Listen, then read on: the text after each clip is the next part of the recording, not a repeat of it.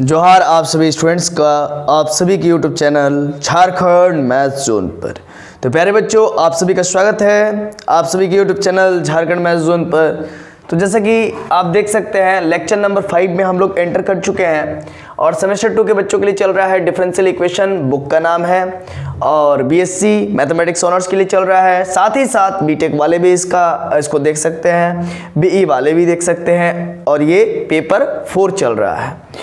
तो देखिए, ये एक आज नया टॉपिक मैं पढ़ाने जा रहा हूं, formation of differential equation by eliminating arbitrary constant.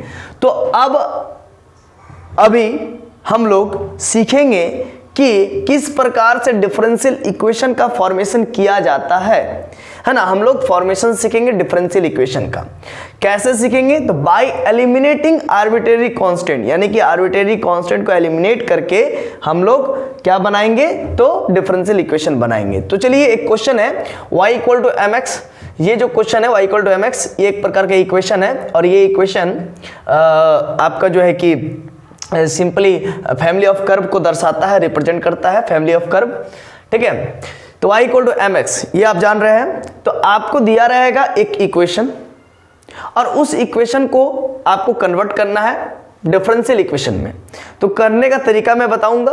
तो y = mx where m is an arbitrary constant या फिर arbitrary parameter। ठीक है, arbitrary constant कही या फिर arbitrary parameter कही, बात ही सेम, बताइए सेम। तो देखिए, x के साथ एक ठो कांस्टेंट लगा हुआ, मतलब एक ठो कोफिशिएंट या फिर एक ठो कांस्टेंट है m। तो जे ठो कांस्टेंट रहेगा, जितना कांस्टेंट रहेगा उतना बार डिफरेंशिएशन करना है, और उसके बाद उसका वैल्यू इक्वेशन 1 में पुट कर देने का है। तो आपका डिफरेंशियल इक्वेशन निकल जाएगा। देखिए, तो differentiation equation 1 with respect to x, then we get तो d/dx ऑफ y है ना, d/dx ऑफ y, और m का m उतर गया, और x का डिफरेंशिएशन क्या हो जाएगा? 1, क्योंकि dx/dx 1 हो जाएगा, और इधर इक्वल टू m × 1 m हो जाएगा। तो इसको इक्वेशन 2 मैंने मान लिया। अब इक्वेशन 1 में m का वैल्यू क्या आया है? तो d/dx ऑफ y, उसको पुट कर देंगे। तो putting the value of m in equation 1, equation 1 में m का वैल्यू पुट कर देंगे, d/dx ऑफ y, m का वैल्यू आ गया, पुट कर दिया, तो y = x × d/dx of y आ गया।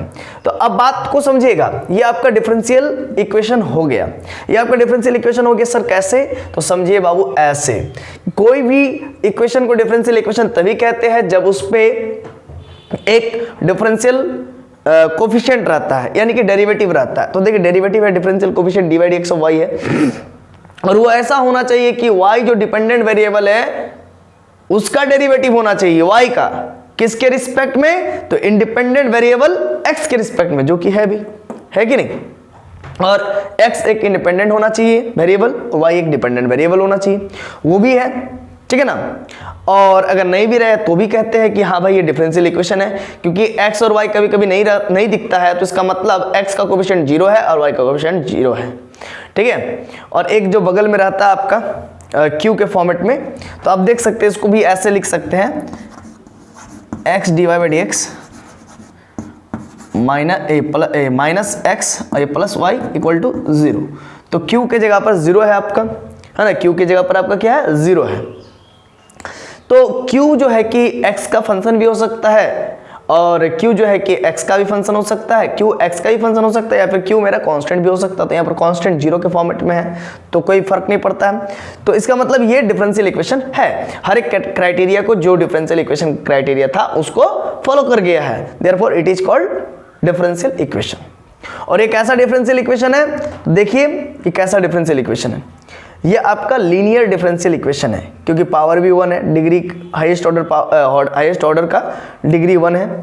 ठीक है, और साथ ही साथ वो उस फॉर्मेट में है जो p0, मैंने बताया था आपको, p0 dn y upon dx⁻n plus p1 dn-1 y, नीचे में dx⁻n-1, ठीक है, प्लस डॉट डॉट डॉट, फिर क्या था p1, फिर pn, और यहाँ पर y था इक्वल टू q, इस फॉर्मेट में है, इसीलिए ये डिफरेंशियल इक्वेशन है। चलिए, ये आपका स्टैंडर्ड फॉर्म याद रहना चाहिए, है ना, तभी आप कंपेयर कर पाओगे बच्चा बढ़िया से। चलिए, तो ये मैंने लेक्चर नंबर 5 में आपको ये बतलाया, ये क्वेश्चन के बारे में बताया कि ये क्वेश्चन कैसे बनेगा, मतलब फॉर्मेशन ऑफ डिफरेंशियल इक्वेशन, मतलब कोई भी इक्वेशन दिया रहेगा तो उसको डिफरेंशियल इक्वेशन में कैसे कन्वर्ट करेंगे वो मैंने आपको बतलाया। अब मैं आपको क्या करता हूं कि इस क्वेश्चन को इरेज करके नेक्स्ट क्वेश्चन को बतलाता हूं, तब तक के लिए आप इसको उतारिए। तो चलिए अब नेक्स्ट क्वेश्चन की ओर मूव करते हैं। देखिए नेक्स्ट क्वेश्चन ऐसा है कि y equal to a into cos x plus b.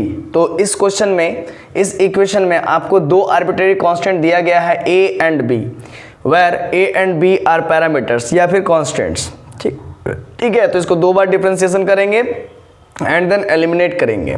तो differentiation equation 1 with respect to x, then we get तो d by d x of y, तो a का a निकल गया और cos का माइनस होता है तो माइनस बाहर निकल गया, साइन x प्लस बी हो गया, इसको इक्वेशन 2 बोल दिए। फिर इसको दोबारा डिफरेंशिएशन करेंगे, again differentiation equation 2 with respect to x, then we get तो d2y अपॉन dx2, इसको मैं करूंगा तो माइनस a का माइनस a और साइन का होता है cos, तो cos x प्लस बी हो गया, इक्वेशन नंबर 3। तो देखिए ये जरूरी नहीं है कि मैं इन दो जो डिफरेंशिएशन करके जो निकाला हूं, इन दोनों के मदद से मैं एलिमिनेशन करूं इक्वेशन 1 में। मतलब बात को समझिएगा, ये जो मैं इक्वेशन 2 निकाला हूं और ये इक्वेशन 3 निकाला हूं, तो इन दोनों के मदद से मैं इक्वेशन 1 को एलिमिनेट करूं, ये जरूरी नहीं है। हमको हर हालत में कांस्टेंट्स को, a एंड b कांस्टेंट्स को या फिर पैरामीटर्स को एलिमिनेट करना है कोई भी हालत में। तो d2y upon dx2 equal to minus a into cos x plus b आया है। आप देखिए a into cos x plus b का वैल्यू y है, तो मैं इसके प्लेस पर y लिख सकता हूं। तो इसीलिए मैं इक्वेशन 3 और इक्वेशन 1 का सहारा लूंगा। From equation 1 and 3 then we have d2y upon dx2 equal to इसके पूरे प्लेस पर माइनस y। ठीक है, क्योंकि मुझे a और b को एलिमिनेट करना है, तो a और b तो एलिमिनेट हुआ ही, साथ में cos भी एलिमिनेट हो गया, उससे हमको मतलब नहीं है। a और b मेरा एलिमिनेट हो गया ना, बस यही मुझको चाहिए था। तो मेरा a एंड b एलिमिनेट होकर के माइनस, यहाँ पर माइनस था और इसके बदले y आ गया, तो ये माइनस y इधर आ गया तो प्लस y हो गया इक्वल टू 0। तो अब आप देखिए मिलाइए कि standard form of differential equation आया कि नहीं। और सबसे पहली बात है कि इसमें मतलब जो डिफरेंशियल इक्वेशन किसे कहते हैं, जिसमें एक डिपेंडेंट वेरिएबल हो, जिसमें एक इंडिपेंडेंट वेरिएबल हो, और डिपेंडेंट वेरिएबल का डेरिवेटिव इंडिपेंडेंट वेरिएबल के रिस्पेक्ट में होना चाहिए, जो कि है, और साथ ही साथ डिपेंडेंट वेरिएबल होना चाहिए, इंडिपेंडेंट भी होना चाहिए। तो यहाँ पर इंडिपेंडेंट नहीं है, तो ऐसा मत समझिए कि नहीं है, क्योंकि x है यहाँ पर, लेकिन x का कोफिशिएंट 0 है, इसीलिए वो x दिख नहीं रहा है। और साथ ही साथ q जो है, अब ये तो समझ में आ गया कि हाँ ये डिफरेंशियल इक्वेशन है। अब ये लीनियर है, क्यों लीनियर है आप देखिए, लीनियर क्यों है, क्योंकि लीनियर में क्या होता है, पी नॉट है ना, d n y upon d x to the n plus p one और d to the power n minus one y upon d x to the power n minus one plus dot dot dot dot dot p n y equal to q, where p and q are the function of x either constants. ठीक है, मतलब constant होगा p and q, या फिर हो सकता है कि वो फंक्शन ऑफ x हो, मतलब sin x हो सकता है, cos x हो सकता है, cot x हो सकता है, e to the power x हो सकता है, as you wish। तो यहाँ पर कांस्टेंट है, तो कांस्टेंट है भाई। चलिए, तो यानी कि ये लीनियर डिफरेंशियल इक्वेशन है ना। कुछ कुछ नॉन लीनियर भी होते हैं, तो which is required differential equation. मुझे डिफरेंशियल इक्वेशन बनाने के लिए कहा गया था, ऐसा नहीं बोला था कि लीनियर बनाइए या नॉन लीनियर बनाइए, कोई रेस्ट्रिक्शन नहीं था, कोई कंडीशन नहीं था। मुझे सिर्फ बोला था कि formation of differential equation by eliminating arbitrary constant, यानी कि आपको फॉर्मेट करना है डिफरेंशियल इक्वेशन का एलिमिनेशन करके आर्बिट्रेरी कांस्टेंट्स को एलिमिनेट करके आपको डिफरेंशियल इक्वेशन बनाना है। तो मैंने बना दिया, ठीक है। तो ये जरूरी नहीं कि दो d by d x of y और d two y upon d x two, इन दोनों का सहारा ले करके आप एलिमिनेट करो इक्वेशन 1 को, ये नेसेसरी नहीं है।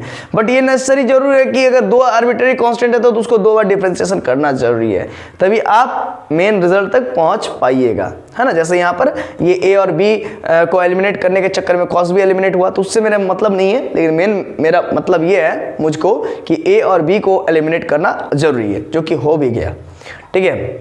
ए और बी एलिमिनेट हो गया, अब मुझे ये रिजल्ट मिल गया जो कि डिफरेंशियल इक्वेशन है। तो चलिए मैं आप सभी से ये आशा करूंगा कि आप सभी को फॉर्मेशन ऑफ डिफरेंशियल इक्वेशन ये जो टॉपिक है bye eliminating method, bye eliminating arbitrary constant, ये जरूर समझ में आ गया होगा। तो अब आप सभी से मुलाकात होगी, है ना, लेक्चर नंबर 6 में। तब तक के लिए जोहार, खुश रहिए, आबाद रहिए, पढ़ते रहिए और खूब मन लगा के पढ़िए, ठीक है। चलिए अब मैं आपको नेक्स्ट वीडियो लेक्चर में क्या पढ़ाऊंगा वो मैं बता देता हूं, ठीक है। मैं आपको नेक्स्ट वीडियो लेक्चर में पढ़ाऊंगा सॉल्यूशन ऑफ डिफरेंशियल इक्वेशन, यानी कि आपको डिफरेंशियल इक्वेशन दे दिया जाएगा। सुनिए बढ़िया से, आपको डिफरेंशियल इक्वेशन दे दिया जाएगा, आप LHS लेकर के या फिर RHS लेकर के, जो आपका मर्जी, LHS लेकर के या फिर RHS लेकर के चलिएगा और उसमें कुछ ना कुछ y का वैल्यू को पुट कीजिएगा, आपकी इच्छा। और वो अगर वह y का वैल्यू उस LHS में पुट करने से उसके RHS के बराबर आ जाए तो कहेंगे कि हाँ भाई यही जो मेरा y है, यही जो y का वैल्यू है, यही मेरा क्या है, सॉल्यूशन है उस डिफरेंशियल इक्वेशन का। सपोज कीजिए आपको मैं एक एग्जांपल देता हूं, d2y upon dx2 plus y equal to 0, ठीक है, d2y upon dx2 plus y equal to 0। अब मैं आपको पूछूंगा कि इसमें आप y का क्या ऐसा वैल्यू रखोगे जिससे कि आपका LHS में रखने से, इसके LHS में रखने से आपका जो d2y upon dx2 plus y equal to 0 है वो आपका 0 के बराबर आ जाए, मतलब कि RHS के बराबर आ जाए। तो आप कुछ भी सिलेक्ट कर सकते हो रैंडमली, कोई भी, जैसे कि y इक्वल टू मैंने सिलेक्ट कर लिया a cos x plus b sin x, मैंने जस्ट एक रैंडमली सिलेक्ट कर लिया, ठीक है। तो उसको पुट करके देखिए, उसको पुट करके देखिएगा तो आपका जो है कि आंसर 0 हो जाएगा, कट कुट करके LHS, तो वो RHS के बराबर हो जाएगा। तो इसका मतलब कहीं ना कहीं वो एक जनरल सॉल्यूशन होगा उस पर्टिकुलर डिफरेंशियल इक्वेशन के लिए। अब a का कोई कांस्टेंट वैल्यू मान रख दीजिए, a का वैल्यू 2 रख दीजिए, b का वैल्यू 3 रख दीजिए, तब उससे जो निकल के उभरेगा, उससे जो निकल के आएगा, है ना, उससे जो रिजल्ट निकल के आएगा वो भी 0 ही हमको प्रोवाइड करवाएगा, मतलब वो भी सेटिस्फाइड करेगा। तो उस केस में जब हम लोग पर्टिकुलर वैल्यूज को पुट करते हैं a एंड b के जगह पर, है ना, चूंकि यहाँ पर समझिए d2y अपॉन dx2 था, सेकेंड ऑर्डर डेरिवेटिव था यहाँ पर, तो जब सेकेंड ऑर्डर डेरिवेटिव है तो आपको सिंपली करना क्या है कि दो कांस्टेंट वाला कोई इक्वेशन को सिलेक्ट कर लेना है, y equal to something something, जिसमें दो कांस्टेंट हो, और उसको पुट करके देखिएगा तो अवश्य ही वो क्या हो जाएगा, 0 हो जाएगा।